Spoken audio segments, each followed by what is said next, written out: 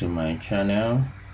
So we shall be looking at the work plan for your PhD program.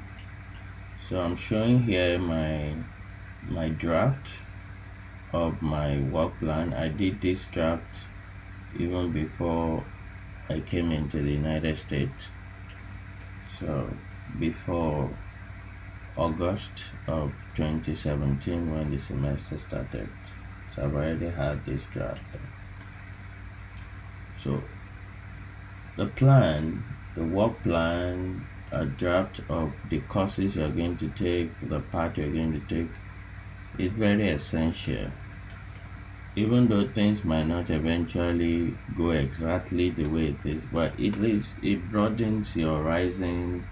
It helps you to ponder on some questions. It helps you to be able to raise some questions with your advisors. It helps you to better understand the system because you have a work plan. So it's just like a business plan in business.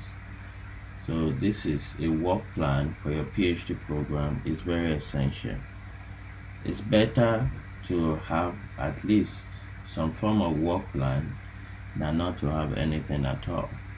And if you have it written down using something like an Excel sheet like this, so by the time you start thinking about, oh, what courses am I going to take, then it begins to broaden your horizon as to certain questions. You start having to start answering certain questions.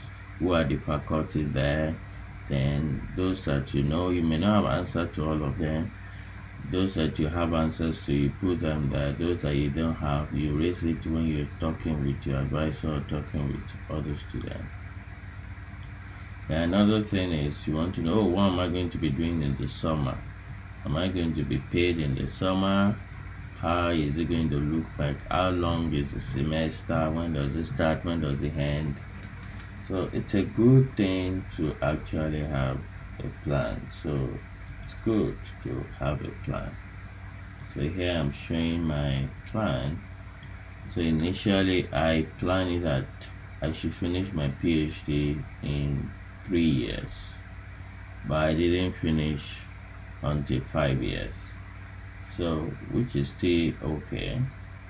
So it's better. The year one is actually supposed to be from fall 2017 to spring. That's year one.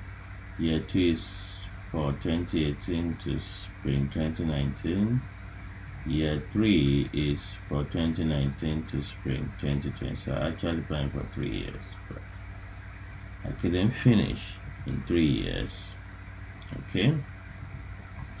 Now, looking back, I can now begin to evaluate why I did not finish in 3 years, or what are the things that actually changed, because I can look at this plan and compare with what I actually did, and that could help me in further areas of life, in planning other areas of my life, maybe my work life and all of that.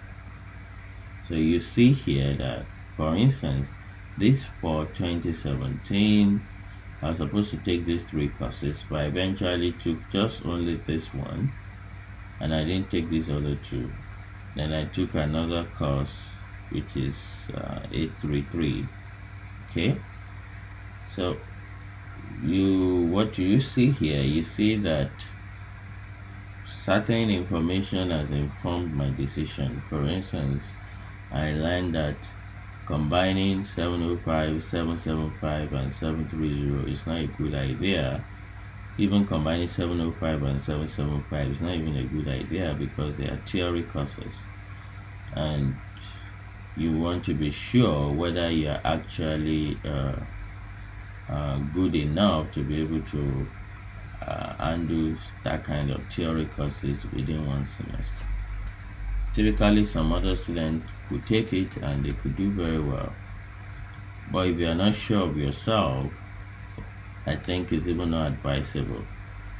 So then another thing is, I was a graduate teaching assistant, so meaning that I had other responsibilities in the department for some other courses. Then it's advisable that a GTA takes just 6 hours credit, so this is 9 hours. So definitely I just have to go by those advice from the advising counselor in the department to actually go with 6 credit hours. So having plan is crucial, it's so important to your PhD success as well.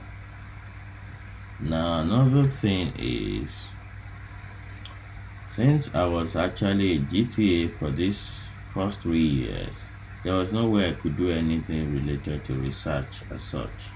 So it was not just possible. I wasn't in any research team, so I didn't even know anything about what they do in research in all these years. And I had to have publications as part of my PhD program. So it wasn't just possible for me to finish in 3 years because I was not even doing any research. So I started my research in the fall of 2020.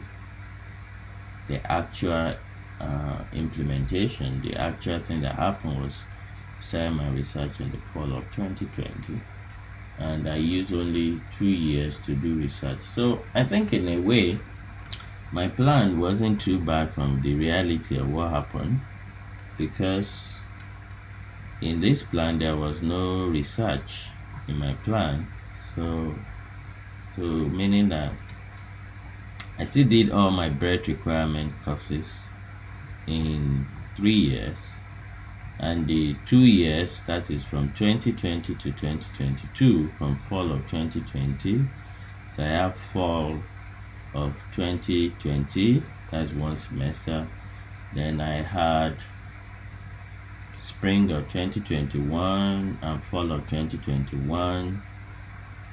Okay, and I had spring of 2022 where I did my final defense. So I had 4 semesters, which is 2 years of research, which is still quite okay.